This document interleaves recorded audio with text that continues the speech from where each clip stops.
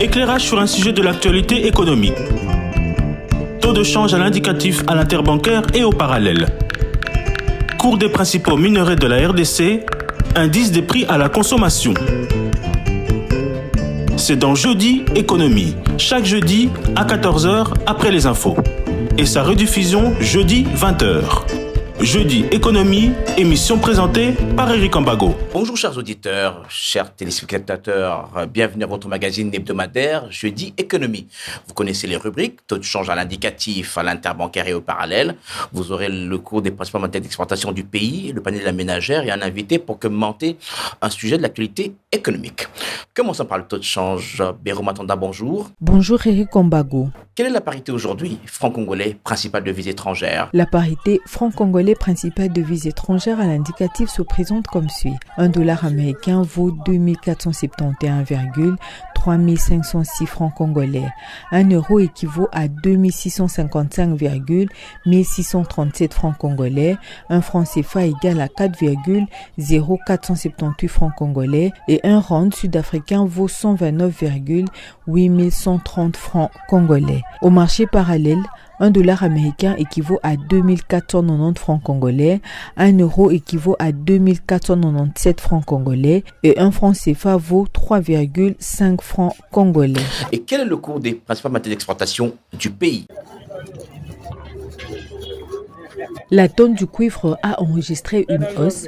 Elle coûte 8330,55 dollars américains contre 8126,50 dollars américains la semaine dernière. Le coût de la tonne du cobalt n'a pas bougé. Il est toujours évalué à 32 975 dollars américains. L'once d'or est vendue à partir de 1916,70 dollars américains contre 1895,10 dollars américains la semaine passée. Le baril du pétrole revient à 78,87 dollars américains contre 79,37 dollars américains il y a une semaine. Et une tonne de cacao est vendue à partir de 3423 dollars américains contre 3340 dollars américains la semaine dernière. Merci Béro Matanda, on vous retrouve avant la fin de l'émission pour le panier de la ménagère. C'est une institution qui n'était pas connue du grand public et pourtant elle existe depuis 1987. Elle n'a effectué sa première rentrée judiciaire qu'au mois de mars dernier, mars 2023. Rentrée judiciaire 2023-2024. Alors, il s'agit donc de la Cour des comptes. Peut-on espérer la fin imminente de l'indiscipline budgétaire dans la gestion des finances publiques avec la mise en service effective de cette institution? On en parle avec son premier président, Monsieur Jimmy Mungaga, bonjour. Bonjour, Monsieur Eric. En termes simples, si on doit définir la Cour des comptes, c'est quoi la Cour des comptes? Merci pour la question. Merci surtout à Top Congo d'avoir pensé à venir écouter la Cour des comptes aujourd'hui. Merci d'avoir pensé à donner l'occasion à la Cour des comptes de communiquer, de parler et s'adresser à la nation, au peuple congolais pour lui expliquer ce que c'est la Cour des comptes et ses missions. Pour revenir à votre question, la Cour des comptes, vous trouverez la réponse à l'article 3 de notre loi organique. La Cour est l'institution supérieure de contrôle des finances et des biens de l'État. C'est simple. Quand vous dites contrôle supérieur, ça veut dire quoi? Ça veut dire tout simplement que au-dessus de la Cour des comptes, il n'existe pas une autre institution de contrôle, à part le contrôle politique exercé par le Parlement. La Cour des comptes est aussi appelée institution supérieure de contrôle parce qu'elle est instituée par la Constitution.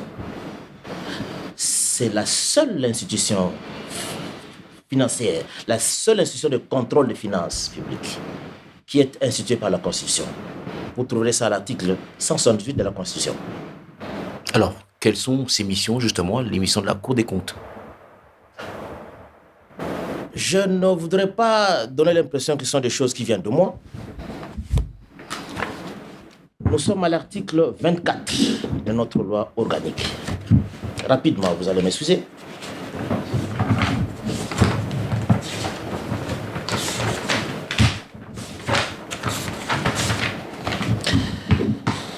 La Cour des comptes dispose d'un pouvoir général et permanent de contrôle de la gestion des finances, des biens et des comptes du pouvoir central, de la province, de l'entité territoriale décentralisée et de ses organismes auxiliaires, ainsi que de toute personne de droit public ou privé, etc. Tout ça.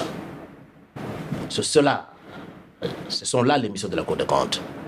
Mais je ne sais pas si je vais anticiper, mais comment la Cour des comptes exerce-t-elle ses missions? Comment elle exerce justement ces missions? Voilà. La Cour des comptes exerce ces missions-là à travers deux types de contrôle. Nous avons d'abord le contrôle juridictionnel et ensuite le contrôle non juridictionnel. Qu'est-ce à dire?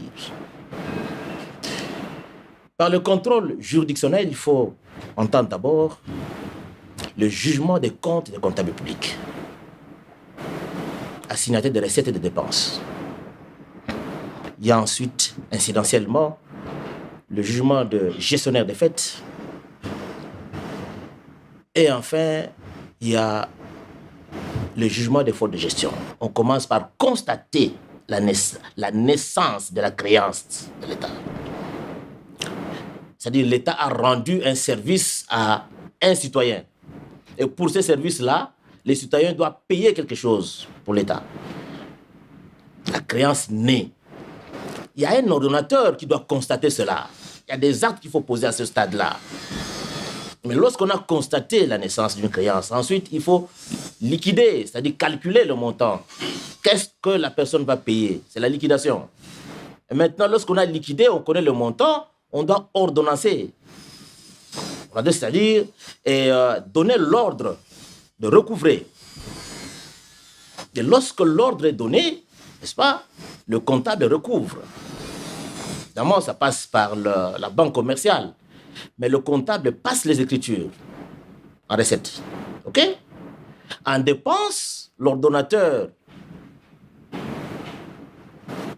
engage, parce qu'il a un budget sectoriel, il engage, le budget liquide, il y a des vérifications qui sont faites là-bas, et ensuite, les finances ordonnances. Les finances autorisent que la Banque centrale puisse payer. Et lorsqu'on paye, le comptable passe les écritures, commence à dépenser, l'entité commence à dépenser, le comptable passe les écritures. Et à la fin de l'exercice budgétaire, le règlement général sur la comptabilité dit au plus tard le 31 mars de chaque année, de l'année N+1, n'est-ce pas, le comptable public assignataire des recettes et des dépenses dépose à la Cour des comptes ce qu'on appelle le compte de gestion, qui retrace, c'est donc la comptabilité de toutes les opérations passées en recettes comme en dépenses, en rapport avec l'élection du budget. Voyez-vous, c'est ce compte de gestion-là qui sont jugés à la Cour des comptes. Donc, il explique comment s'est effectué l'engagement, la liquidation. La Cour des comptes, lors de ce contrôle-là, la Cour vérifie 3 régularités. La régularité budgétaire, la régularité comptable et la régularité juridique. C'est beaucoup de choses, malheureusement, on n'a pas. Peut-être on aura, à une autre occasion, on va entrer dans les détails. Et à la suite de cette vérification-là, la Cour rend un arrêt, qui peut être soit un arrêt de DB, c'est-à-dire qu'on constate des irrégularités pour lesquelles le comptable est appelé, n'est-ce pas, que le comptable est appelé à justifier des manquants, tout ça. Le comptable est condamné en DB, donc il engage sa responsabilité personnelle et pécuniaire. Quand vous dites condamné en DB, ça veut dire quoi? à restituer, n'est-ce pas, l'argent qui manque. Ça veut dire ça, tout simplement. Alors, c'est un type d'arrêt, les DB.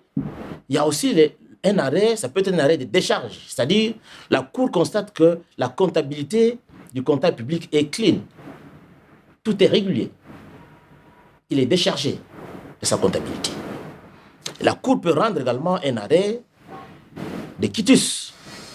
Quitus, ça veut dire un comptable doit changer de poste comptable.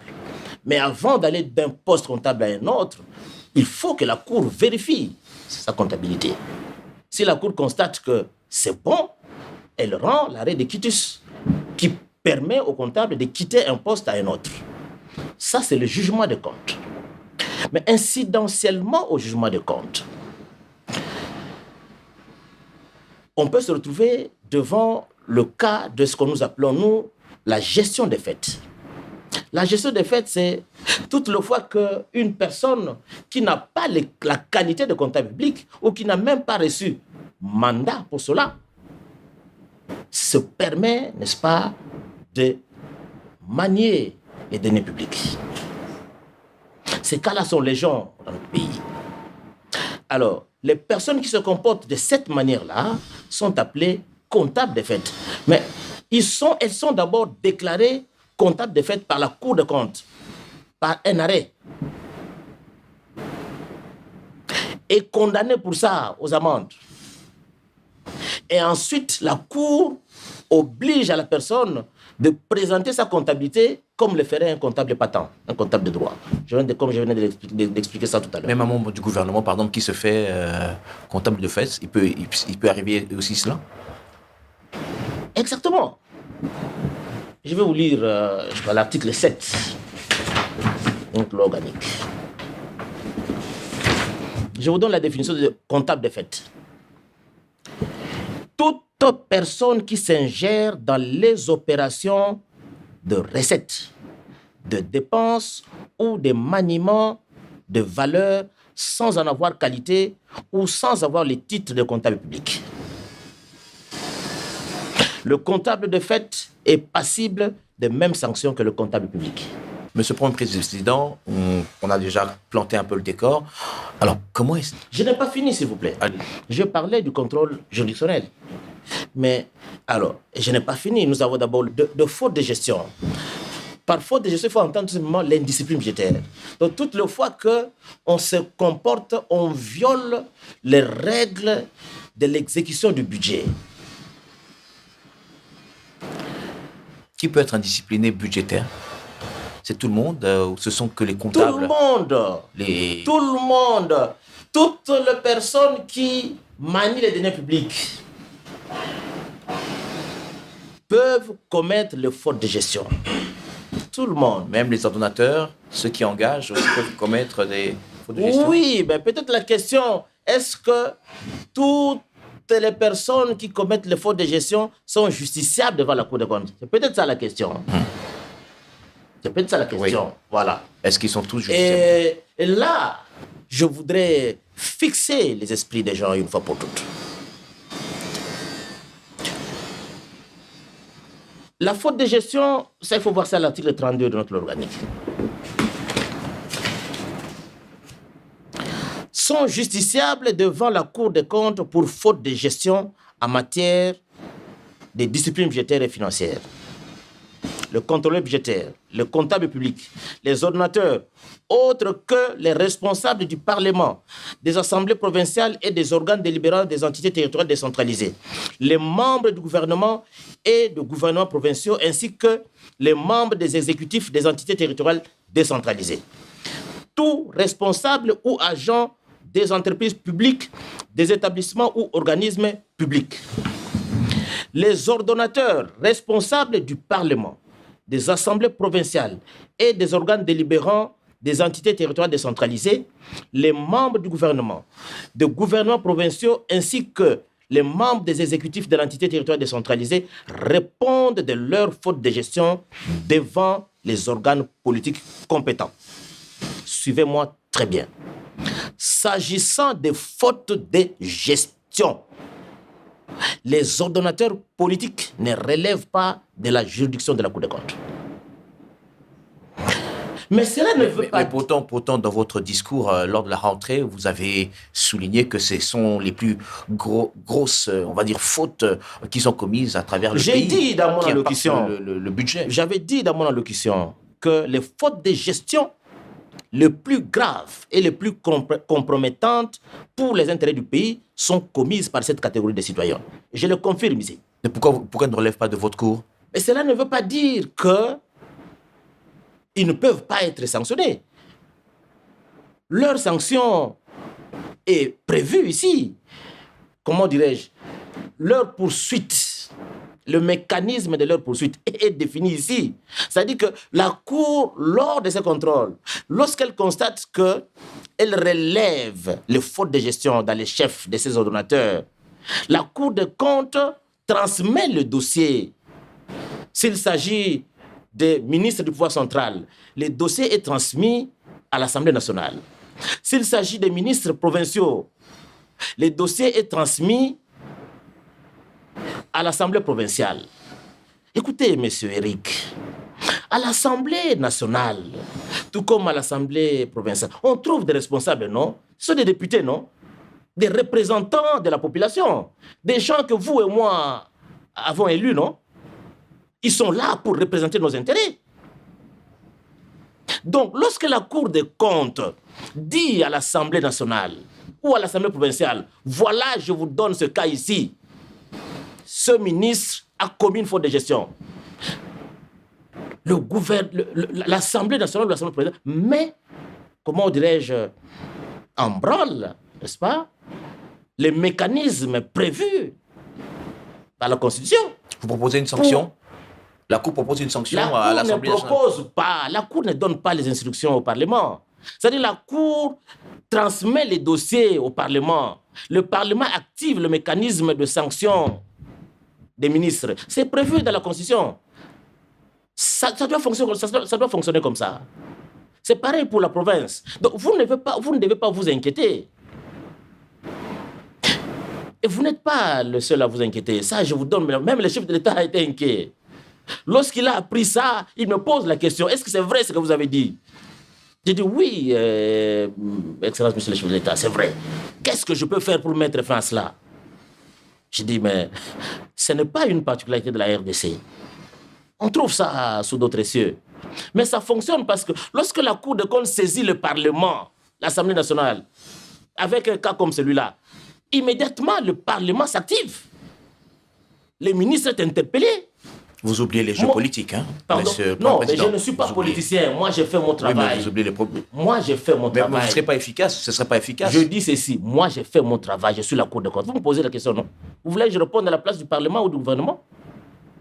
Vous m'avez posé une question à laquelle je réponds, M. Eric. Alors, je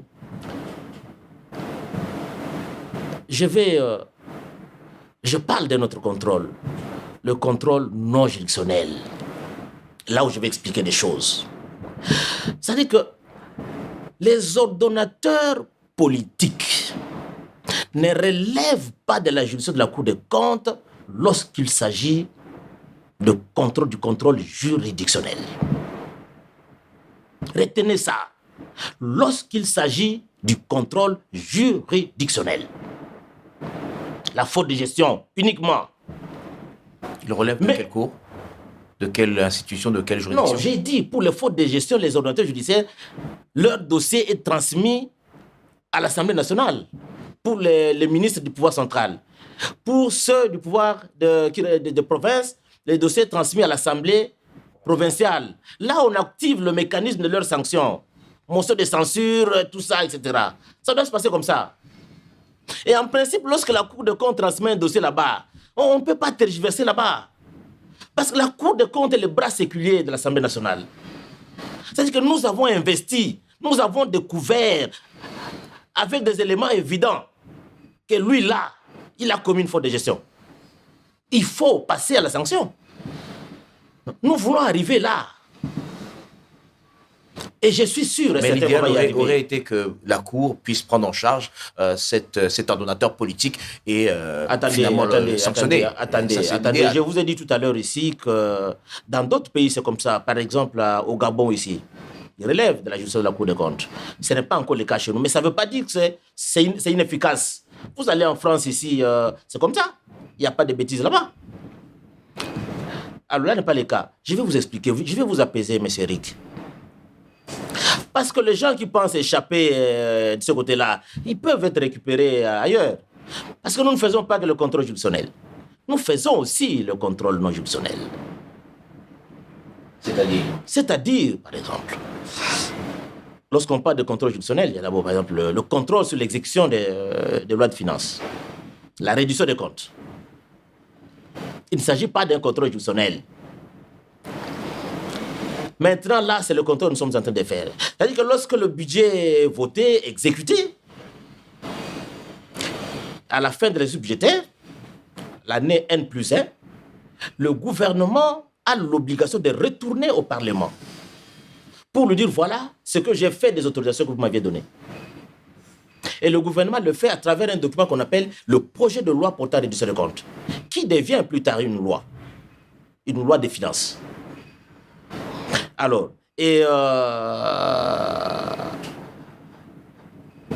actuellement, le gouvernement a déjà déposé ce projet de loi au bureau de l'Assemblée nationale et à la Cour des comptes. Nous sommes en train de faire ce contrôle-là. Bientôt là, vous verrez, à l'occasion de la rentrée parlementaire ici, la Cour des comptes va déposer au bureau de l'Assemblée nationale son rapport contenant ces observations sur l'exécution du budget 2022. Ce contrôle-là, lorsque nous le faisons, si nous constatons des irrégularités, le rapport, les destinataires, c'est le Parlement. Nous sommes là-bas. Alors,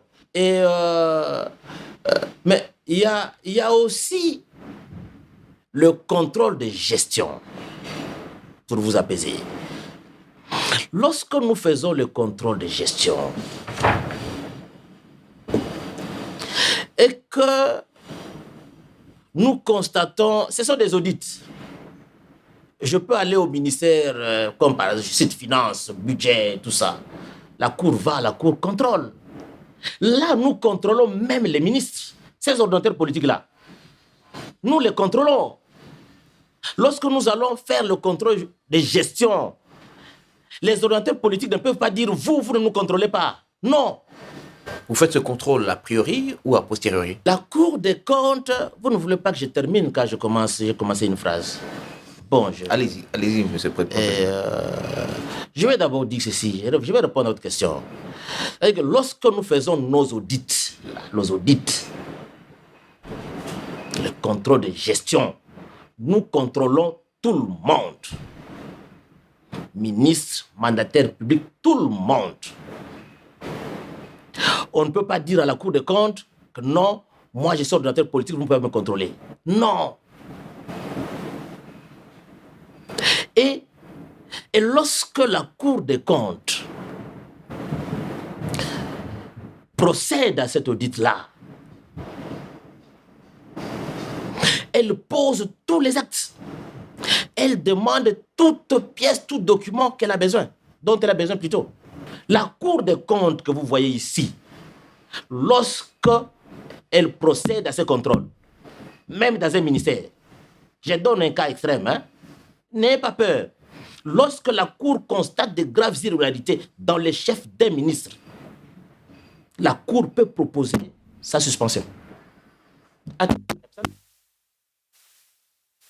La Cour s'adresse au ministre pour lui demander de suspendre le ministre. Parce qu'on a découvert des irrégularités graves. On ne peut pas laisser la chose. C'est une mesure conservatoire. Et c'est une mesure disciplinaire. Le temps qu'on active les immunités, tout ça, sur le plan pénal. Là, sur le plan administratif. La Cour peut également auditer la primature. Le Premier ministre, d'abord, gère à travers les ministres sectoriels. OK?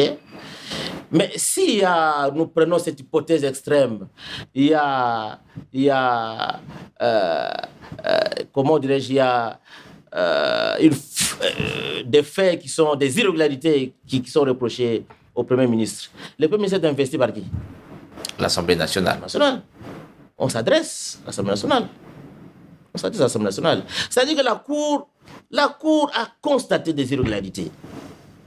La Cour estime que cette personne-là ne peut pas continuer à manier les deniers publics. C'est dangereux pour les intérêts du Trésor. La Cour propose qu'on le mette un peu à l'écart. Voyez-vous? La Cour fait la proposition. Et vous savez, le législateur va plus loin. Qu'est-ce qu'il dit? L'autorité ainsi saisie doit, dans les 5 jours francs de la saisine, communiquer à la Cour des comptes les suites données à ces propositions. Le législateur va plus loin.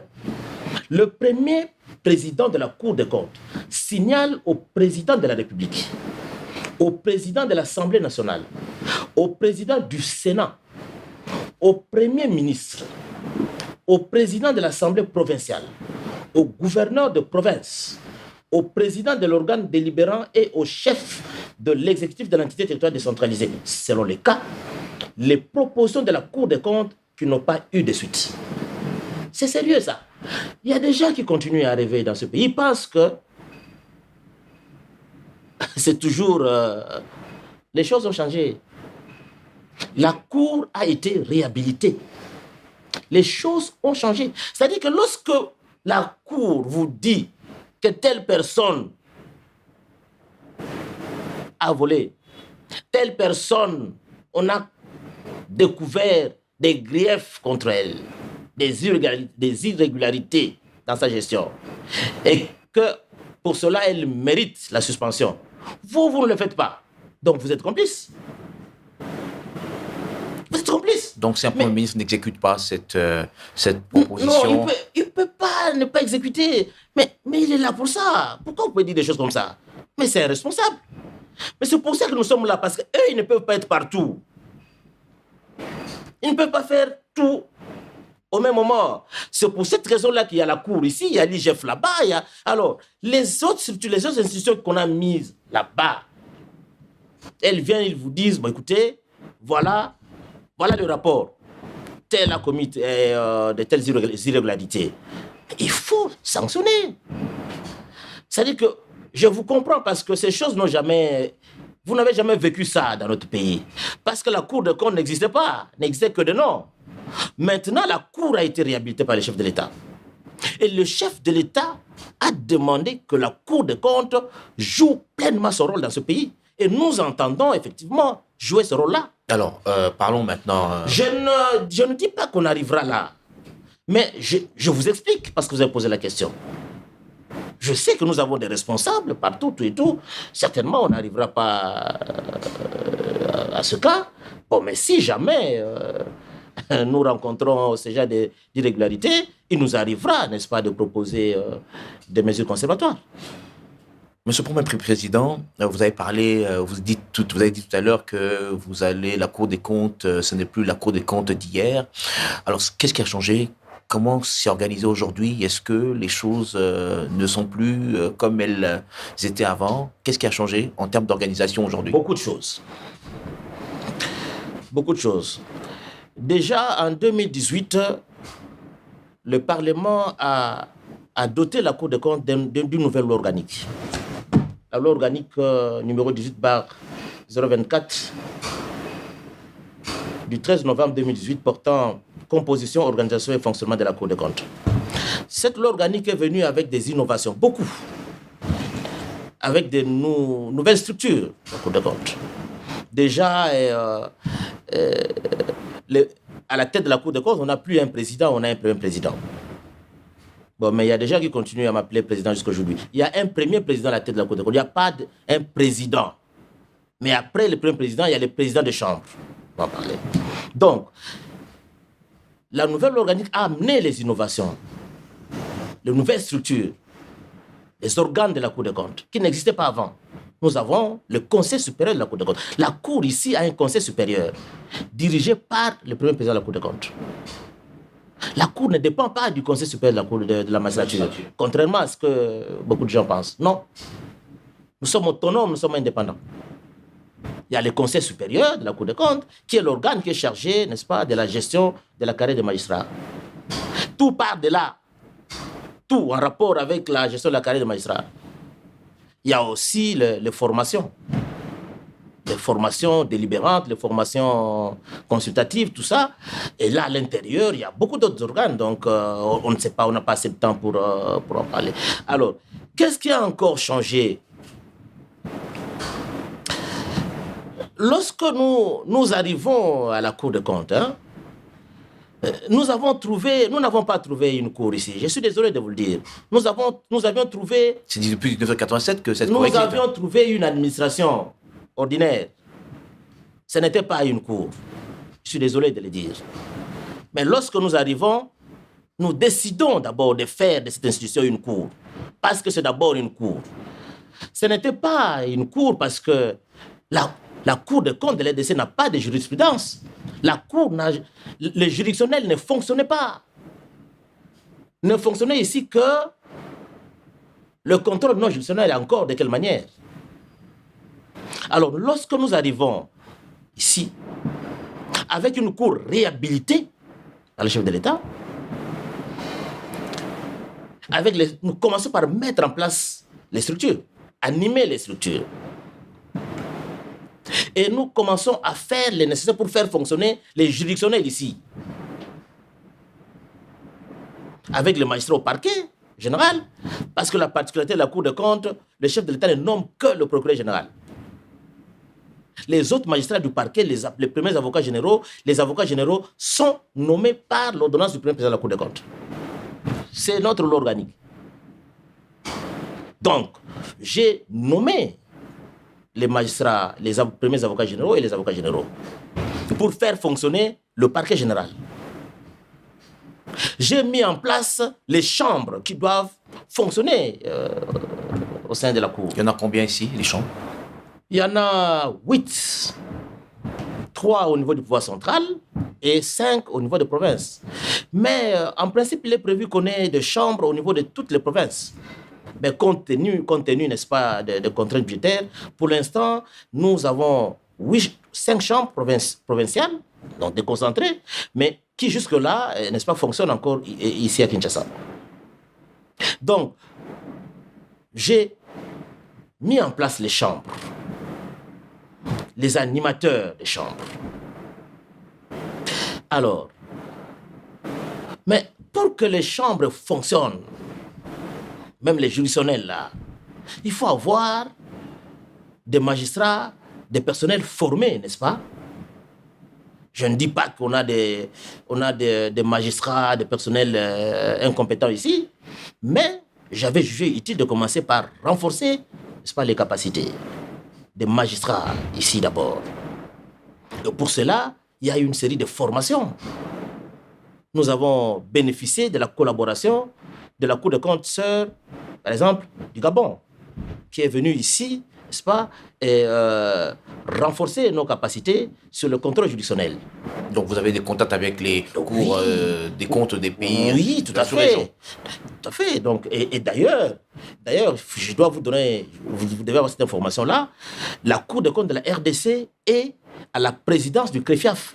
CREFIAF, c'est un organe qui est au sein de la FROSAI. La FROSAI réunit le Cour des comptes, n'est-ce pas, de l'Afrique, qui utilise la langue française, l'Afrique francophone, AFROSAI. Mais au sein de la FROSAI, il y a un organe qu'on appelle CREFIAF qui s'occupe du renforcement des capacités des cours de compte, des magistrats de la Cour de compte. Et la RDC est à la présidence. Donc, je suis le président du CREFIAF. C'est pour cette raison-là que vous me voyez parfois beaucoup voyager, parce qu'il y a des rendez-vous internationaux obligatoires auxquels je dois présider obligatoirement. Donc, nous avons aussi bénéficié du concours de la Cour des comptes du Sénégal, avec laquelle nous sommes en partenariat. Les magistrats sont venus ici pour nous former sur, par exemple, le contrôle de l'exécution des lois de finances, sur le contrôle de conformité. Nous avons été formés sur Et, sur les normes ISAI, les normes qu'on utilise ici dans les audits, avec les amis du Cameroun. Et là, nous sommes en train de mettre en place un partenariat avec le Bureau général du vérificateur de Québec. Avec la France, c'est en voie aussi, la Cour des comptes de la France. Donc, tout ça, c'est pour arriver à renforcer, n'est-ce pas, les capacités de la Cour des comptes de la RDC. Et c'est ce travail-là que nous sommes en train de faire. Nous avons aussi pris l'engagement de faire connaître la Cour des comptes, de faire prendre d'abord conscience à l'interne ici, aux magistrats, au personnel administratif et technique, qu'ils sont à la Cour des comptes, que la Cour des comptes est une institution prestigieuse. D'où viennent-ils ce personnel? Vous les avez embauchés par concours ou ça se passe comment? Où il y a, le recrutement de magistrats de la Cour des comptes, vous trouverez ça dans l'article 189 de notre loi organique. Ils sont recrutés sur concours. Nous sommes arrivés sur concours. Ici, on ne vient pas comme ça. C'est comme au judiciaire. Vous passez le concours, c'est l'entrée à la Cour. Alors, le personnel administratif par la même voie aussi. Il faut un concours. Mais, monsieur le Président, il y a une question que j'aimerais vous poser. Vous êtes une institution qui s'occupe des finances publiques. Ça veut dire que le personnel doit être outillé dans ce secteur, dans ce domaine. Est-ce que il y a des formations à ce sujet? Parce que ce n'est pas tout le monde qui est recruté ici, qui est diplômé ou qui est sorti des écoles à caractère économique ou financière. D'abord, s'agissant des magistrats.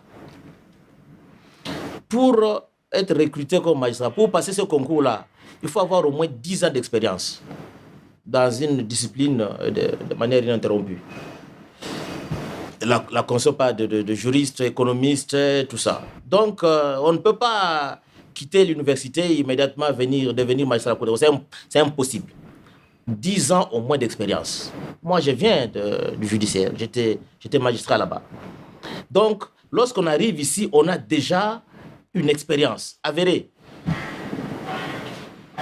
Alors, c'est pareil pour les auditeurs, les vérificateurs. Là, on n'exige pas 10 ans d'expérience.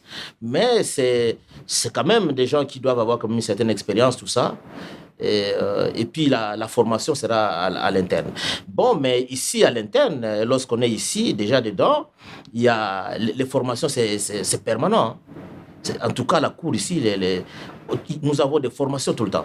Alors, parce que nos normes ne font qu'évoluer, tout ça. Monsieur le Président, vous avez parlé de l'organisation, il y a des chambres qui sont là.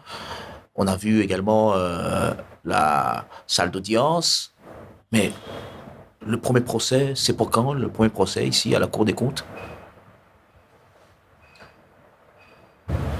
Ce qui est sûr, évident, c'est que nous sommes en train de mettre en place les bases qui doivent permettre le fonctionnement du juridictionnel ici. Vous avez parlé de la salle d'audience, elle est là. 9. Je vous ai parlé du renforcement des capacités.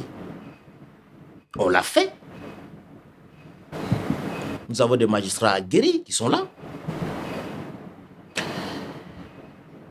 Ça a pris du temps, quand même. Et pendant que je vous parle là, cette chambre-là, la chambre des disciplines budgétaires et financières, c'est cette chambre-là qui juge le fonds de gestion. Cette chambre a commencé le travail. Il y a des gens qui sont déjà invités ici, mais c'est toute une procédure. C'est-à-dire que, s'agissant des fautes de gestion, la Cour des comptes, le siège, j'entends, ne peut pas se saisir d'office. Pour quelle raison? Non, mais c'est la volonté du législateur. Attendez, je vous lis l'article 127. 127. En matière de discipline budgétaire et financière, les auteurs de fautes de gestion visés à l'article 32 de la présente loi organique sont déférés devant la Cour des comptes. Sont déférés. La Cour ne se saisit pas d'office. Même lorsque nous faisons nos audits, nous constatons une faute de gestion dans les chefs des gestionnaires, etc. Nous ne saisissons pas la Chambre de discipline budgétaire et financière directement. Non, non. Nous envoyons les dossiers au procureur général. C'est le procureur général qui saisit la Cour pour faute de gestion. Donc, on constate la faute de gestion. Si c'est le procureur général qui le constate lui-même, il défère. Si c'est la Cour qui a constaté à la suite d'un audit, la Cour transmet les dossiers au procureur général et à son tour, il défère à la CDBF. Et lorsque les dossiers défèrent à la CDBF, le président de cette chambre-là désigne un magistrat rapporteur. C'est lui-là qui joue le rôle du magistrat du parquet général, du parquet ordinaire, de droit commun. Donc ici, il y a la Cour des comptes. L'instruction est faite par un juge, pas par le magistrat du parquet. Ça peut paraître étrange pour certains. C'est quand même étrange. Non, mais c'est ça la Cour des comptes. La Cour des comptes fonctionne comme ça. Le magistrat du parquet n'instruit pas. Le magistrat du parquet général ici, il n'instruit pas. Il fait quoi alors, le magistrat du parquet ici?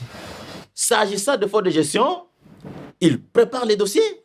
C'est-à-dire, avant de transmettre les dossiers, de déférer, ils peuvent avoir besoin d'une information pour, comment dirais-je, étoffer les dossiers, tout ça.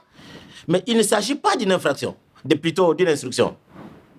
Procès verbal, tout ça, les actes de procédure. Non, non, non, non, non. On prépare simplement les dossiers à déférer à la CDBF. C'est ça. Mais il y a autre chose que le parquet fait. On va en parler certainement. Mais c'est ça de la faute de gestion, c'est cela la procédure. Donc, les dossiers on peut saisir directement le procureur général. On en parle à l'article 17. Tout comme c'est un dossier, généralement, ce sont des dossiers qui viennent du siège. Parce que là, nous faisons les audits, tout ça, on découvre beaucoup de cas, on envoie ça, on transmet chez le procureur général. À son tour, il défère à la CDBF. Et là, n'est-ce pas, le président de chambre désigne un magistrat rapporteur qui procède à l'instruction. À la fin de l'instruction, il y a un rapport. Il dresse un rapport. Ce rapport-là est destiné au procureur général. C'est-à-dire que le président de chambre transmet le rapport au procureur général, qui juge de l'opportunité de saisir de nouveau la CDBF. Cette fois-là, la chambre de jugement. La formation de jugement. C'est en ce moment-là que vous allez commencer à voir les gens défiler ici. Pendant que je vous parle là... Et pour le moment, qu'est-ce qui se passe? Maintenant, là, on est à l'instruction. Il y a des gens qui sont déjà invités ici, ils viennent ici. Dès que le rapport sera prêt et le magistrat rapporteur va déposer son rapport auprès de son président, le président va retourner le rapport, comment dirais-je, au procureur général qui va saisir la CDBF, cette fois-là, la formation de jugement. Et vous verrez, mais nous, on a hâte de ça. Nous voulons voir le premier disciplinaire budgétaire être jugé ici. C'est pour bientôt. Alors, il faut que les gens soient un peu patients. C'est ça les normes de la Cour des comptes. J'ai dit, nous mettons les bases qui n'existaient pas et qui n'ont jamais existé. Nous mettons en place ces bases-là et nous allons décoller bientôt. Vous verrez que les indisciplinés budgétaires vont être jugés ici. Le procès se déroule ici, par exemple, admettons, le procès se déroule, après, on condamne, on arrête, on met quelqu'un en prison, qu'est-ce qui se passe après? Non, mais c'est Rick. La Cour des comptes n'est pas une juridiction pénale. La Cour des comptes est une juridiction administrative. Nos sanctions ici sont administratives, c'est l'amende. L'amende. Mais comment décourager avec le paiement d'amende? On peut bien payer l'amende. C'est-à-dire qu'il ne faut pas... Décourager comment les il faut pas, lorsqu'on parle de l'amende, penser que c'est dérisoire. C'est beaucoup de choses. Vous voyez un peu l'article 32. La sanction pour faute de gestion réside dans la condamnation de la personne incriminée à une amende dont le montant ne pourra atteindre le double du traitement du salaire brut annuel alloué à la date de l'infraction sans être inférieur au quart.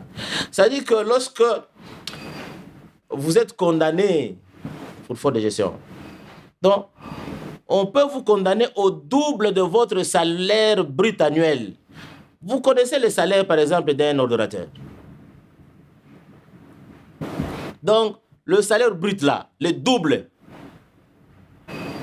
Alors, donc si l'ordinateur touche $10 000, faites les calculs, par an, monsieur ça fait Rick. $20 000. Faites les calculs vous-même. Je dis le double, pas le salaire net brut. Brut. Et alors, et l'exécution bénéficie de ce qu'on dit les privilèges du trésor. C'est-à-dire que vous payez d'abord l'argent, l'amende. Si la personne condamnée doit de l'argent ailleurs, tout ça, non, on dit, vous commencez d'abord par payer ce que vous devez à la Cour des comptes. Et on peut procéder par des confiscations, tout et tout, jusqu'à faire de la personne même une mort civile. Vous n'avez encore... Une mort civile, ça veut dire une mort civile? Mais on vous dépouille de tout. On vous dépouille de tout. Tous vos avoirs, les immeubles, on saisit tout ça parce que vous devez de l'argent à la Cour. Vous n'avez jamais vu ça ici. Vous verrez ça ici dans ce pays. Vous verrez ça ici. Il y a des gens qui sont en train de rêver parce que quand on parle de la Cour des comptes, ils ne savent pas de quoi il s'agit. Ils prennent les choses à la légère. Mais je vous dis, prenez votre mal en patience, vous allez voir des choses dans ce pays. Vous allez comment contraindre l'exécution de ces jugements? Ça se passera comment? Les jugements, vous allez rendre des jugements condamnés à payer des amendes. C'est le procureur comment le recouvrement va se faire? C'est le procureur général qui a le rôle, n'est-ce pas, de suivre l'exécution des arrêts, n'est-ce pas, de la Cour. Pour les amendes, ça passe par un comptable. Ça passe par un comptable général lorsqu'on est condamné en DB, lorsqu'on est... c'est ce comptable-là qui procède à, n'est-ce pas, à l'exécution de la peine. Évidemment, il est surveillé par le procureur général. Donc on verra ici, dans quelques mois, des ministres passer par ici, des ministres nationaux, provinciaux, on pourrait les voir, les DG passer par ici, au niveau de la salle d'audience. Ce sont des citoyens congolais. Ils passeront s'il y a des choses qui leur sont reprochées, ils passeront. Vous n'avez pas encore vu un ministre venir ici? Il y a les ministres qui viennent ici, non? C'est la cour de compte de notre pays. Ici, on ne vient pas tuer les gens. Ils viennent parfois même pour les conseils, tout et tout, si vous lisez l'article 36 de notre loi organique. J'y suis d'ailleurs. La Cour des comptes joue le rôle de conseil du président de la République, du Parlement, des assemblées provinciales, de l'organe délibérant de l'entité territoriale décentralisée, du gouvernement provincial et du collège exécutif de l'entité territoriale décentralisée en matière de finances publiques. À ce titre, elle procède à tout contrôle de la gestion des finances et des biens publics sur requête du président de la République, du Parlement, de l'Assemblée provinciale, etc., etc. Donc, les ordonnateurs, ils viennent ici, les ministres, ils viennent ici, parfois pour, comment dirais-je, demander conseil, tout et tout. Parce qu'il faut reconnaître que le fonctionnement de la Cour des comptes est ignoré de bonne foi par beaucoup de personnes. Donc, il est de notre devoir de communiquer, de vulgariser. D'ailleurs, moi, je vous informe qu'on a déjà commencé cette vulgarisation avec la société civile. Nous l'avons fait avec, quand je dis je mets en place les fondamentaux, c'est notamment ça aussi. On a vulgarisé pour la société civile, on a vulgarisé pour le comptable public. Les 6 septembre, en principe, il y aura la vulgarisation pour les mandataires publics. Alors, Monsieur le Premier Président, depuis que vous êtes là, vous avez initié... Quels sont les contrôles que vous avez initiés depuis que vous êtes là, à la tête de cette institution? Je suis arrivé ici l'année passée. D'abord, lorsque j'arrive, nous avions commencé par le contrôle du budget de 2021. Vous avez suivi le commentaire, tout ça autour de ce travail-là. Et actuellement là, et je vous ai dit, on a commencé d'abord par mettre en place les fondamentaux. Ce n'est même pas encore fini, on continue. Parce qu'il ne fallait pas démarrer comme ça. Pour l'instant, pour le moment, nous sommes d'abord sur le contrôle du budget 2022. On va bientôt atterrir.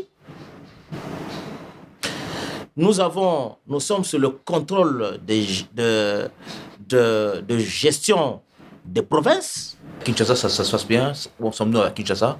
Vous avez annoncé qu'une mission a été dépêchée ou lancée sur Kinshasa. Elle se déroule comment, cette mission?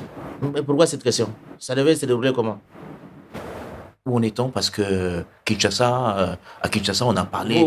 Il y a eu déjà le contrôle de l'IGF. Vous venez à la suite de l'IGF. Laissez-moi un peu bien saisir vos pensées. Vous imaginez donc l'hypothèse où la Cour des comptes diligente un contrôle et puis l'entité refuse, c'est ça? Vous pensez ça? Ça peut arriver. Cette Cour ici, instituée par la Constitution, réhabilitée par les chefs de l'État, accompagnée par le Parlement et le gouvernement, dirigé par Munganga. Moi, je signe l'ordre de mission pour un contrôle et l'entité s'oppose à ce contrôle-là. Ah, mais celui-là aura au moins le mérite de servir d'exemple pour les autres.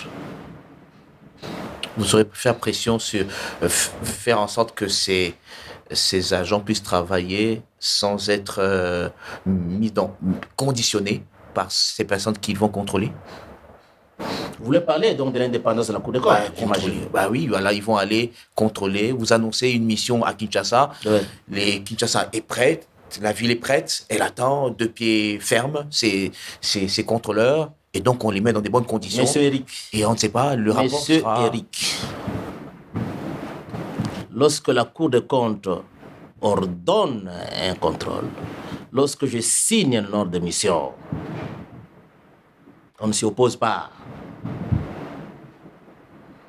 Le Trésor a sorti l'argent. Les missionnaires sont payés. Ils travaillent. Le rapport est attendu quand? De Kinshasa, par exemple? Vous aurez le rapport. Vous aurez le rapport. Si vous regardez sur l'ordre d'émission, vous verrez le timing. Si nous constatons qu'au bout de 20 jours, ce n'est pas encore fini, on va proroger. Il n'y a pas de problème. Ce qui est sûr, c'est que le contrôle partout là, a commencé. Et vous aurez le rapport de la Cour des comptes. Les rapports de la Cour sont publics. En dehors des provinces? En dehors des provinces, nous avons lancé l'audit de GOPAS. Et de GOPAS, nous avons lancé l'audit, pendant que je vous parle ici, d'ailleurs au mois de janvier, on avait commencé par les recettes judiciaires. Par les recettes judiciaires. Nous avons lancé l'audit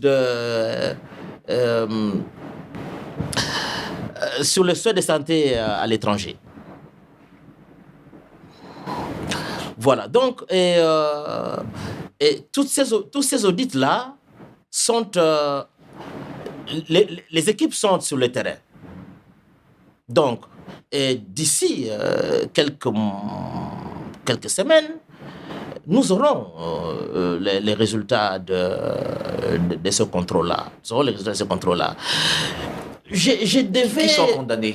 Parce que si les gestionnaires de tous ces services sont déjà, disons, ceux qui étaient à l'époque où il y a eu, par exemple, les faits que vous allez peut-être découvrir, si ces gestionnaires ne sont plus aux affaires, qu'est-ce qui se passe? On va les rappeler, pour venir s'expliquer. Non, mais il y a ce qu'on appelle en droit la cristallisation de faits. Les faits ont été cristallisés lorsqu'ils étaient en fonction. Et ici, la prescription, c'est 10 ans. Même les gens qui sont partis là, aussi longtemps que les faits ne sont pas encore prescrits, ils relèvent de la justice de la Cour des comptes. Ils seront poursuivis. Le secteur judiciaire peut être un grand contributeur au budget de l'État. Je vous l'ai dit, je vous le confirme. Tenez par exemple. Il y a peu, je crois, c'était hier, les superviseurs de ce contrôle-là me présentent les données de la DGRAD. Les recettes d'un mois, les versements à la banque commerciale d'un mois. Je regarde 21 notes de perception pour un mois. 21 notes de perception. Cour d'appel de la Gombe. Est-ce que vous pouvez imaginer, par exemple, que alors que la DGRAD vous dit, voilà mon numéro de compte à la banque telle. Mais vous allez auprès de cette banque-là, la banque a 3 numéros de compte. Mais la DGRAD elle-même, la régie financière, ne reconnaît pas les 3 numéros-là. Alors, des sous-comptes, comme on dit, par exemple. Mais est-ce que la banque commerciale peut ouvrir les comptes à l'insu d'une régie? Alors, maintenant, même après les 3 comptes, il y a un 4e compte qu'on appelle centralisateur. C'est avec ce compte-là qu'on fait les nivellements au compte du trésor.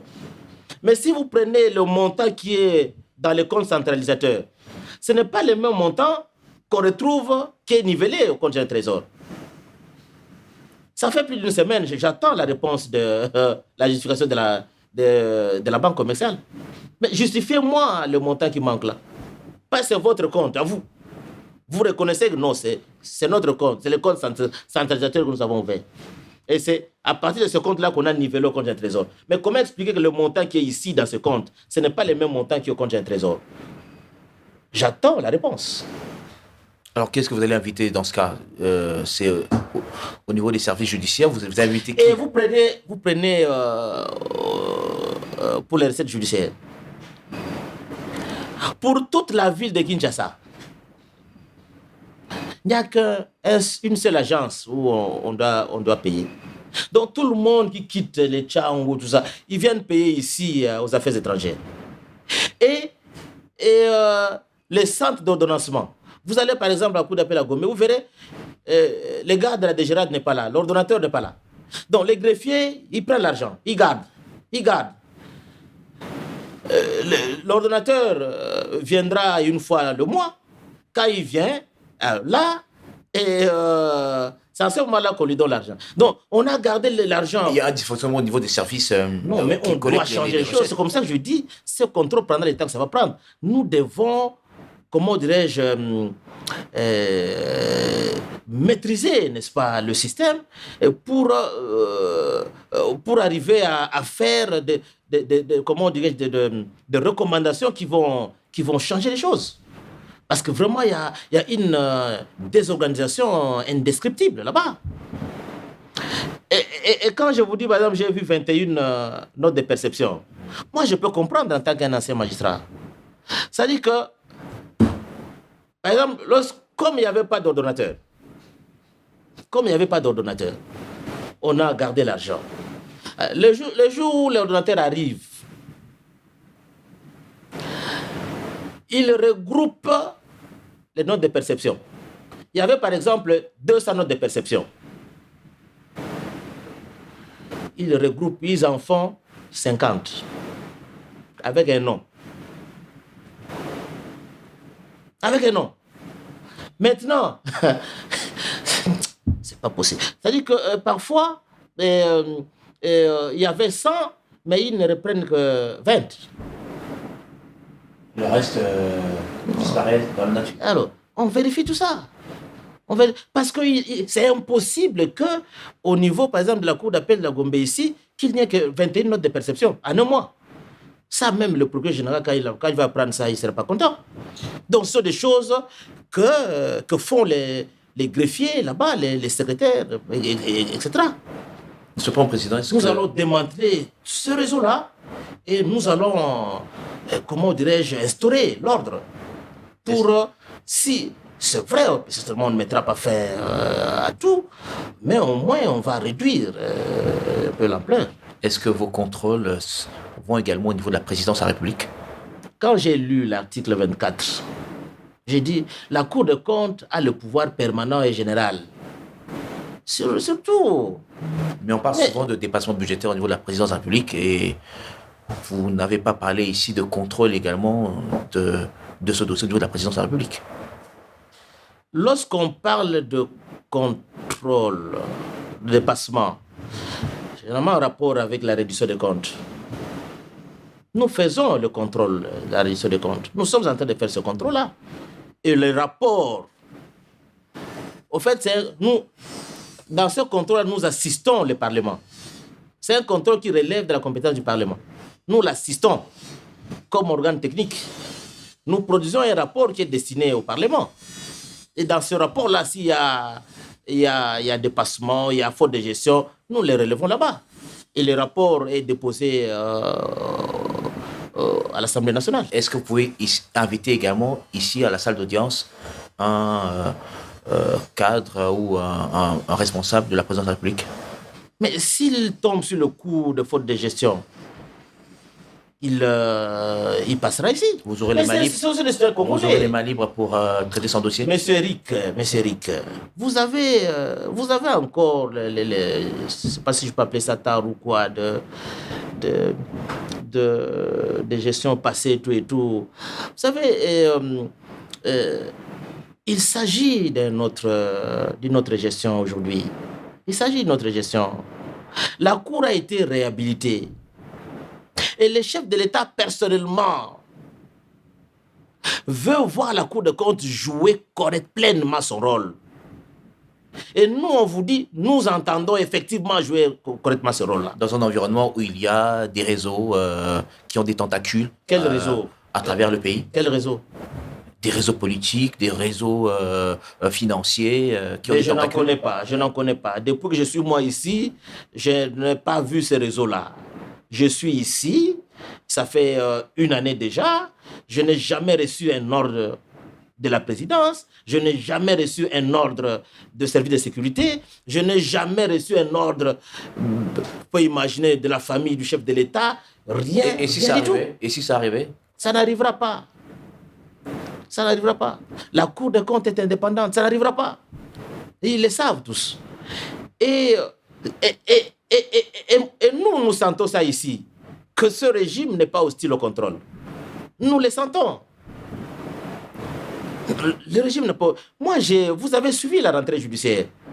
Mon allocution, c'est une allocution qui avait bousculé tout le monde.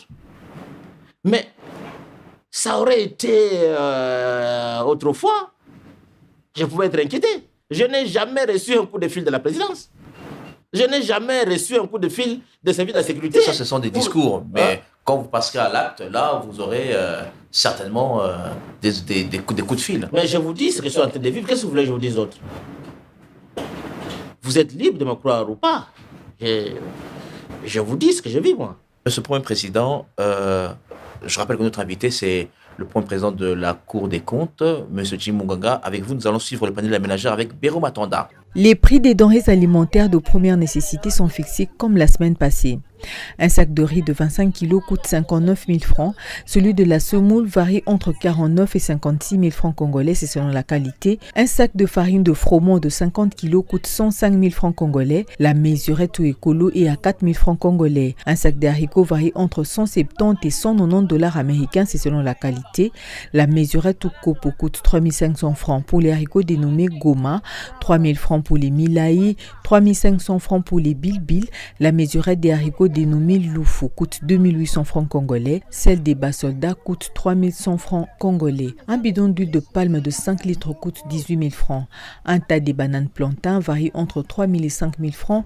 Un tas des patates douces varie entre 1 000 et 5 000 francs congolais. Celui des tarots varie entre 2 000 et 5 000 francs congolais. Une botte de feuilles de manioc coûte 3 000 francs. Celle des amarantes est à 1 500 francs congolais. Celle d'oseille coûte 500 francs congolais. Un oignon est vendu à 200, 300 ou 500 francs congolais, c'est selon la grandeur. Un filet d'oignon coûte 120 000 francs congolais. Une gousse d'ail est vendue à partir de 200 francs congolais.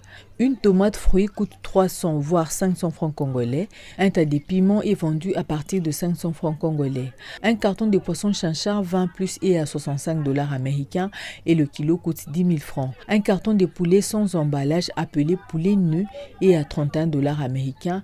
La pièce varie entre 11 et 12 000 francs congolais. Un carton de cuisses de poulet est à 23 dollars et le kilo coûte 6 500 francs congolais. Un carton de tripes coûte 85 000 francs congolais. Un kilo de queue de bœuf est à 20 000 francs. Un carton de poisson salé coûte 165 000 francs congolais. Un kilo de viande de bœuf coûte 18 000 francs. Celui de cartilage est à 12 000 francs. Un plateau d'œufs coûte 15 000 francs. Un pain est vendu à partir de 200 francs. Un sachet de sucre de 5 kg coûte 15 000 francs. Un sac de braise coûte 50 000 francs congolais. Une orange est vendue entre 200 et 500 francs congolais. Un ananas varie entre 2 000 et 5 000 francs. Une pastèque varie entre 4 000 et 8 000 francs congolais. Une papaye varie entre 2 000 et 6 000 francs congolais. Un cœur de bœuf varie entre 1 500 et 5 000 francs congolais. Merci Béro Matanda, on vous retrouve à la fin de l'émission. On vous retrouve la semaine prochaine pour vos différentes rubriques. Alors, Monsieur le Premier Président, on arrive à la fin de l'émission, on amorce la atterrissage. Quelques questions à vous poser. Vous êtes l'institution supérieure de contrôle, vous l'avez dit. Quelles sont les passerelles de collaboration avec l'IGF, la cellule nationale de renseignement financier? Est-ce qu'il n'y a pas à un moment donné un conflit de compétences? Non. Non, on ne peut pas parler de conflit de compétences. Parce que d'abord, je vous ai parlé des types de contrôle de la Cour des comptes. Vous prenez par exemple le contrôle juridictionnel. C'est un contrôle exclusif à la Cour des comptes. L'IGF, les autres là, ne feront jamais le contrôle juridictionnel. Parce que c'est un contrôle qui est fait par des magistrats. Et les magistrats, on les trouve à la Cour des comptes. L'IGF ne jugera jamais le compte de comptable public. L'IGF ne jugera jamais les gestionnaires de fêtes. L'IGF ne jugera jamais le fautes de gestion, tout comme les autres. Alors, même s'agissant du contrôle non juridictionnel, l'IGF ne fait jamais le contrôle de l'exécution de loi de finances. La réduction de comptes. Ça ne relève que de la compétence de la Cour des comptes. Mais il peut y avoir un télescopage lorsque vous allez vers... Attendez, je vous explique. Mais il y a des contrôles où nous pouvons nous retrouver. Le contrôle de la gestion. Voyez-vous, c'est ce que l'IGF fait, ce que nous faisons également. Et donc, il n'y a pas de télescopage, non. Alors, la passerelle, elle existe. Et nous la trouvons dans l'article 30 de notre loi organique. On vous dit, les dernières alinéas, en outre, les responsables des corps de contrôle relevant de l'exécutif du pouvoir central, provincial et de l'entité territoriale décentralisée transmettent à la Cour des comptes les rapports dans lesquels sont consignées les observations relatives à la gouvernance et aux états financiers de ces organismes. Voilà la passerelle. Donc, en principe, la Cour des comptes met ensemble tous ces autres organismes pour harmoniser au niveau de leur programme d'activité, pour justement éviter les chevauchements. Et ce travail a déjà commencé. Vous avez déjà vu l'inspecteur général, chef de service à Linguette venir ici plusieurs fois, avec Senaref, avec l'APC, l'APLC. Nous sommes en contact, donc nous sommes en train de mettre en place, n'est-ce pas, ce cadre-là de concertation pour éviter les chevauchements, tout et tout. Et en plus, on dit ici que ces organes-là, toutes les fois qu'ils font leur contrôle, ils ont l'obligation de transmettre à la Cour des comptes leur rapport. C'est une obligation. Ça se fait. Mais l'IGF transmet au niveau du parquet ou au niveau du parquet? Non, mais il y a attendez. Il y a des contrôles qui sont initiés par le procureur de la République. Dans ce cas-là, encore que lorsqu'ils saisissent, l'IGF saisit le parquet, c'est pour les faits pénaux. Parce que lorsque nous faisons nos audits, lorsque même il y a une faute de gestion, une faute de gestion qui est une faute administrative peut occasionner une faute pénale aussi, tout comme une faute disciplinaire. C'est-à-dire que lorsque, à la suite d'un audit, au siège ici, nous constatons une faute de gestion. Nous constatons en plus que cette faute de gestion a occasionné une faute pénale. Le dossier est transmis au procureur général. Le procureur général défère à la Cour pour s'agissant de la faute de gestion. Mais s'agissant de l'infraction, droit commun, le procureur général transmet le dossier au ministre de la Justice pour qu'à son tour, il transmette les dossiers au procureur général près de la Cour de cassation pour disposer des compétences. Alors, l'IGF, si à la suite d'un contrôle, il y a une faute de gestion, les dossiers doivent venir à la Cour. Avant, elle ne le faisait pas parce que la Cour de compte n'existait pas. Mais aujourd'hui, je vous dis d'ailleurs, la plupart des dossiers qui sont en instruction à la CNDBF aujourd'hui, ce sont des dossiers qui viennent de l'IGF. Mais ils ont fait un travail excellent. Le dépassement budgétaire est une faute de gestion? C'est une faute de gestion. Et que risquent les personnes qui sont accusées, par exemple, de faute de gestion, de dépassement budgétaire? Que risquent ces personnes ou c'est les personnes condamnées? La sanction pour faute de gestion est à l'article 32. J'ai lu ça ici. Si la personne relève de la justice de la Cour des comptes, l'amende est là. C'est un ordonnateur politique, Assemblée nationale ou Assemblée provinciale, c'est le cas. Qui relève de la présidence de la République? Président de la République, mais non, attendez. Et la présidence de la République, ce n'est pas... Qu'est-ce que je peux dire? J'ai dit ceci. Au niveau de la présidence de la République, l'ordonnateur, c'est les directeurs de cabinet chef de l'État. C'est le directeur de cabinet chef de l'État Qui sera interpellé. Mais il sera interpellé ici. Parce que le directeur de cabinet chef de l'État n'est pas membre du gouvernement. Parce que le membre du gouvernement, eux, c'est le Parlement. Le membre du gouvernement provincial, c'est l'Assemblée provinciale.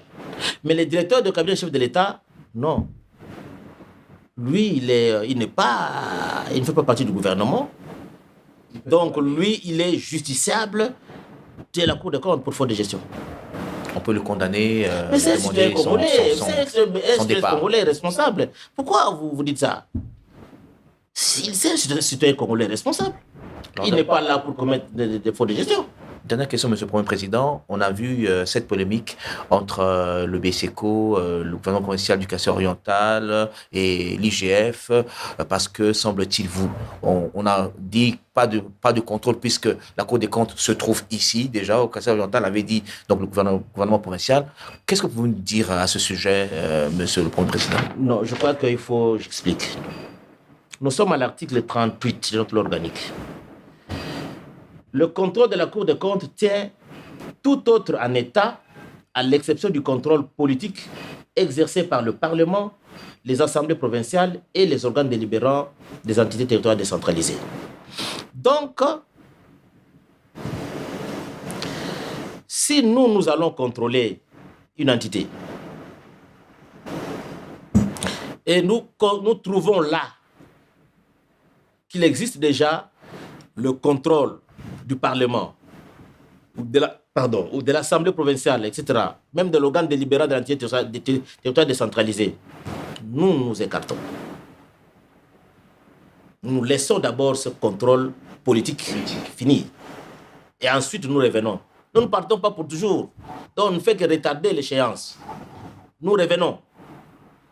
Alors, s'agissant de ces deux cas-là, moi, j'ai appris comme vous que la Cour des comptes avait ouvert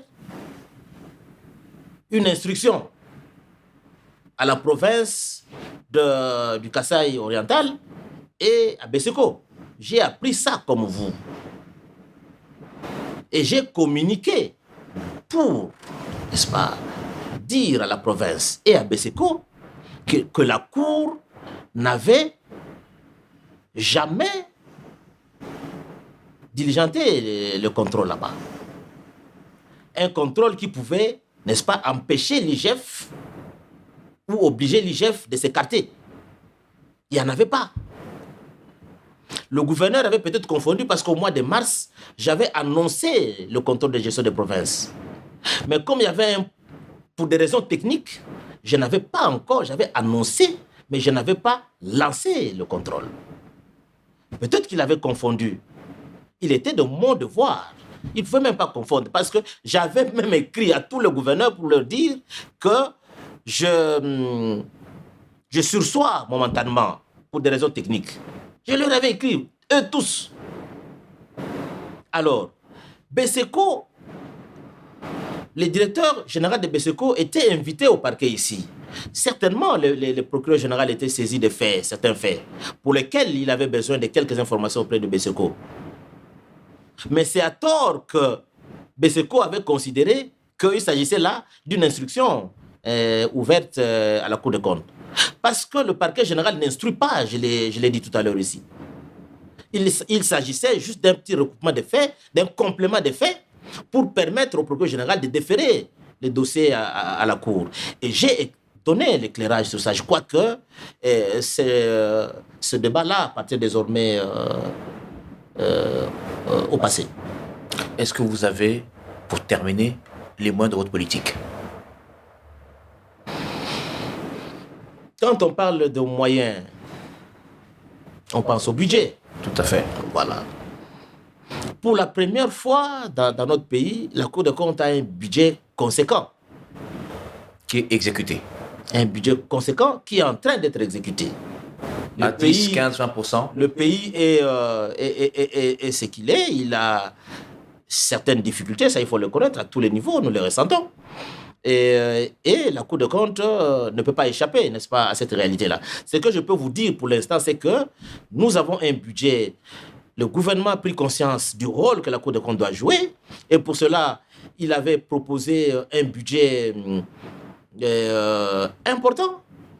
Et au niveau de l'Assemblée nationale, du Parlement, ils ont considéré que ce n'était même pas suffisant ce que le gouvernement avait proposé. Ils sont allés encore au-delà.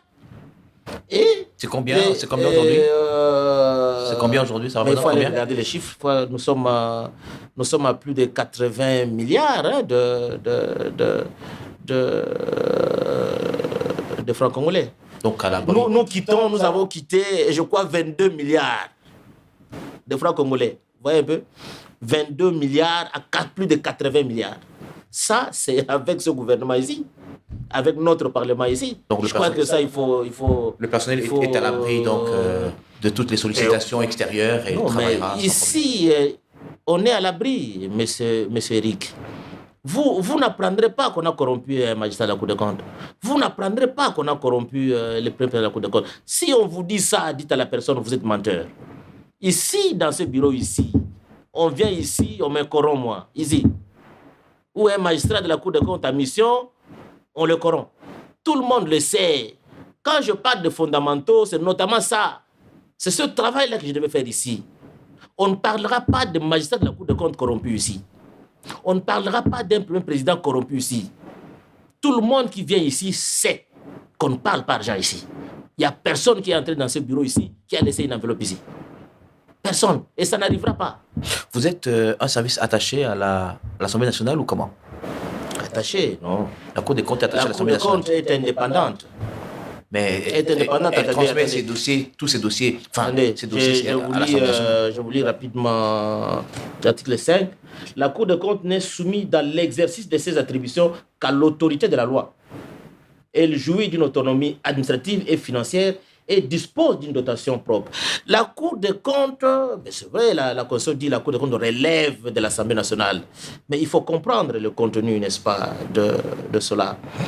La Cour des comptes n'est pas une chambre du Parlement. La Cour des comptes n'est pas un organe du Parlement, non, de l'Assemblée nationale. La Cour des comptes, vous pouvez considérer ça comme le bras séculier du Parlement dans certaines matières. La Cour des comptes assiste le Parlement dans le contrôle de l'exécution du budget. Mais au-delà, la Cour des comptes est indépendante. La Cour des comptes est indépendante parce que elle met en place seule son programme d'activité annuel, sans contrainte. Donc elle est vraiment une institution. C'est une institution. Mais comment vous expliquez, par exemple, lorsque dans les cérémonies officielles, on cite les différentes personnalités, on ne cite jamais le président de la Cour des comptes? Non, jamais, non, faut pas dire. On a toujours fait président du Sénat, de l'Assemblée nationale, mais président de la Cour des comptes, on n'a jamais entendu parler. Mais je crois que là, je dois fixer également les idées des gens. Lisons l'article 10 de notre loi organique. Les membres de la Cour des comptes ont la même préséance que les membres de la Cour de cassation et du Conseil d'État. Je m'arrête là. Les membres de la Cour des comptes ont la même préséance que les membres de la Cour de cassation et du Conseil d'État. Le premier président de la Cour des comptes a le même rang que le premier président de la Cour de cassation et le premier président du Conseil d'État. C'est un chef de corps. Il a le même rang protocolaire que le Premier ministre. Je parle du rang protocolaire. Le premier président de la Cour des comptes. Donc c'est un lapsus au niveau du protocole lorsqu'on ne cite pas le nom du président de la Cour des comptes dans les différents discours. Donc, même du président de la République. Hein. Oui, ben, ça je vous informe. Moi j'ai écrit, pas plus tard que hier ou avant. Hier, j'ai écrit au numéro 1 du protocole d'État. Pour, n'est-ce pas, demander que cela soit corrigé. Parce que moi, il y a une fois, on m'a demandé d'assister à une réunion, pas de moindre. On me demande d'aller à cette réunion-là, mais sur l'invitation, le nom de la Cour des comptes ne s'y figurait pas. Mais je dis, mais je ne vais pas, je ne peux pas aller. Parce que vous allez dans une manifestation comme ça, avec des militaires là que nous ne voyons qu'à cette occasion-là, habillés de cette manière-là, avec des armes que nous ne voyons qu'à cette occasion-là. Vous arrivez, vous n'avez pas l'invitation, ils vous disent vous n'entrez pas. Vous me voyez, moi, tout un premier président de la Cour des comptes, j'arrive devant les militaires et on me refuse l'accès. J'ai dit non, je ne prends pas le risque d'aller là-bas. Mais j'ai écrit au protocole d'État pour lui dire que ce genre de, comment dirais-je, comment il faut appeler ça? C'est une délicatesse ou...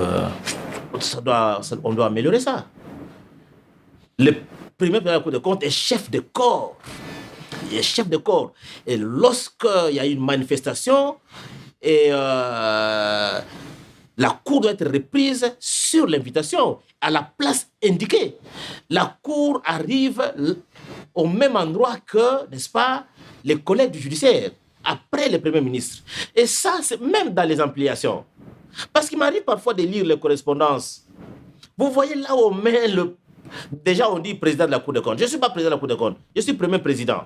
Voyez-vous? Vous voyez là où on met là. Non. On peut mettre après le ministre et tout ça. Non.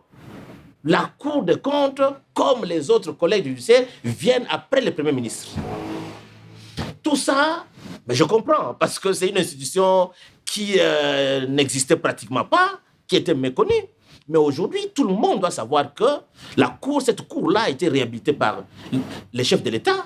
Et cette cour entend jouer pleinement son rôle. Vous, premier président et le procureur général, vous êtes nommé comment? Vous êtes recruté? Non, attendez. Et nous sommes nommés par les chefs de l'État. J'ai l'article 11, voilà. Le président de la République nomme, relève de leurs fonctions et, le cas échéant, révoque les membres de la Cour des comptes après avis de l'Assemblée nationale. Donc, c'est le chef de l'État qui nomme les animateurs de la Cour des comptes. Mais, comme au judiciaire, on ne nomme que les membres de la Cour des comptes. On ne nomme que les membres de la Cour des comptes. Ce sont des gens qui sont déjà à l'intérieur. Des gens qui ont été recrutés, qui ont rampé ici. Voyez-vous? C'est eux là.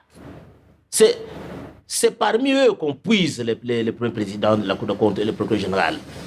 Ce n'est pas des gens qui viennent de politiciens. Ici, non, ce n'est pas une institution politique. C'est la Cour des comptes. C'est des gens qui ont été recrutés ici, qui ont été formés ici, qui ont, j'ai dit, rampé ici. C'est eux qui peuvent arriver à la tête là-bas. Je rappelle que notre invité, c'était le premier président de la Cour des comptes. C'était la première émission avec Monsieur Jimmy Munganga. C'est la première émission avec le président de cette institution, le premier président de cette institution. Nous espérons que nous aurons l'occasion de l'avoir pour d'autres questions en rapport avec la Cour des comptes, parce qu'il y a beaucoup de choses à dire au sujet de la Cour des comptes. C'est une institution que j'ai dit tout à l'heure, peu connue du grand public. C'était la première émission. Nous allons continuer avec une série pour que vous puissiez davantage vous familiariser avec tous ces termes, dépassement budgétaire, faute de gestion que gère ici la Cour des comptes. Monsieur Jimmy Munganga, merci d'avoir répondu à l'invitation du Jeudi Économie. C'est moi qui vous remercie, monsieur Eric. Merci à Miguel Mena, le réalisateur. Merci à vous, chers auditeurs. Vous pouvez suivre également cette émission sur notre page Facebook, Jeudi Économie avec Eric Ambago. À très bientôt. Éclairage sur un sujet de l'actualité économique. Taux de change à l'indicatif à l'interbancaire et au parallèle. Cours des principaux minerais de la RDC. Indice des prix à la consommation. C'est dans Jeudi Économie, chaque jeudi à 14h après les infos. Et sa rediffusion jeudi 20h. Jeudi Économie, émission présentée par Eric Ambago.